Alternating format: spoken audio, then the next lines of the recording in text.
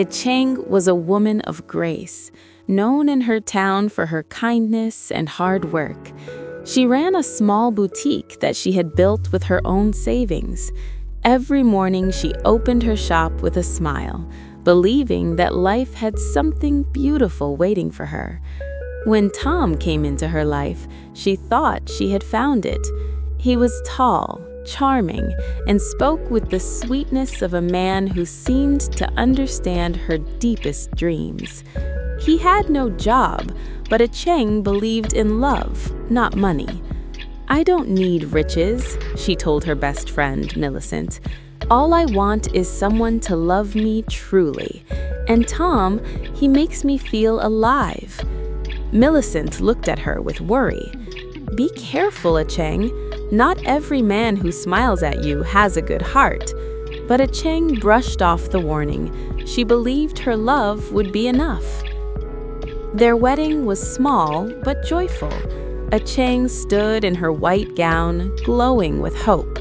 Tom looked handsome, and though he wore borrowed shoes, Achieng thought nothing of it. She was ready to build a future with him. In the beginning, things seemed fine, but soon, cracks appeared. Tom spent most of his days at home, claiming he couldn't find work. At first, Achieng encouraged him. "Don't worry, my love," she would say. "God's timing is the best. Something will come." But months turned into years. Tom grew restless, while Achieng worked harder than ever to keep food on the table.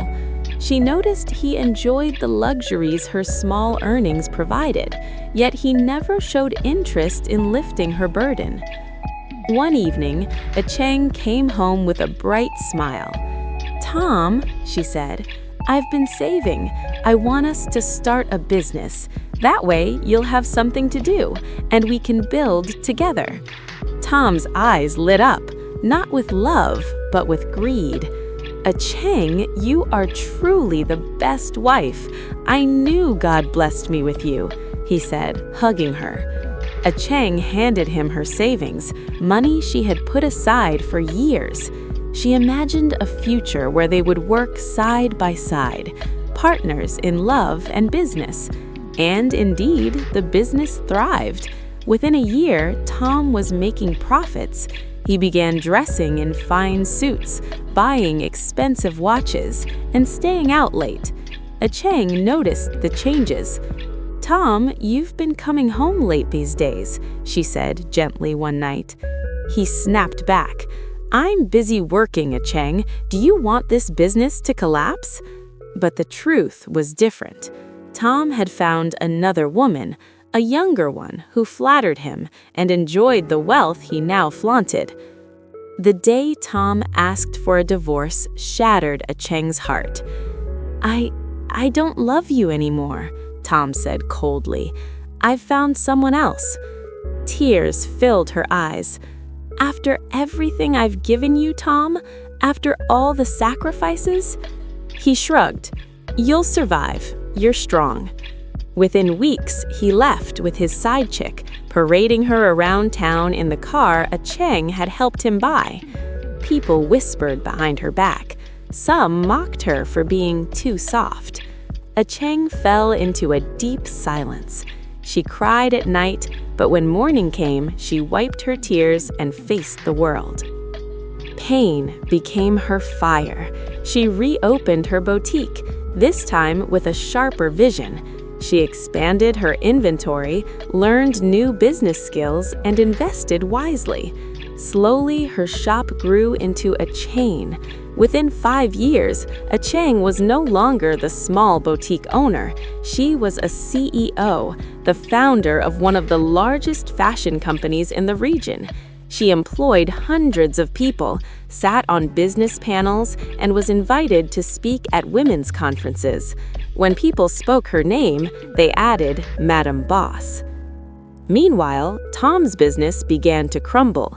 His reckless spending, poor management, and betrayal caught up with him. The side chick abandoned him when the money ran out. Debts piled up, and soon Tom was desperate for work. One morning, dressed in a worn-out suit, Tom walked into the grand offices of Achieng Fashions Ltd, hoping to apply for a managerial job. The receptionist handed him an application form. "You'll be interviewed by the CEO today." Tom smiled faintly. "Good, I'm sure I'll impress him." But when he was ushered into the CEO's office, his smile froze. Behind the grand mahogany desk sat Achieng, radiant, confident, and powerful. She looked at him, her expression calm. "Hello, Tom. Long time." He stammered, Achieng, I didn't know this was your company." She leaned back, her eyes sharp but steady. "It's our company no longer. It's mine. You're here as an applicant, nothing more." Tom's pride crumbled. "Please, Achieng, I need this job. Things have been hard."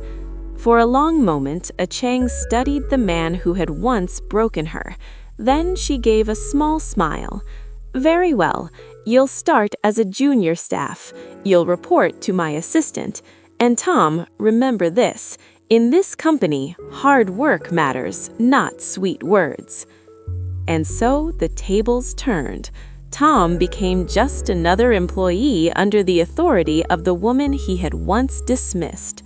Achieng treated him professionally, never cruelly, but with a quiet dignity that reminded him every day of the love he had thrown away. For Achieng, it was no longer about revenge. It was about rising from pain, reclaiming her worth, and proving that betrayal does not destroy a strong woman, it sharpens her. Moral: never underestimate a woman who sacrifices for love. If betrayed, she may rise higher than anyone ever imagined.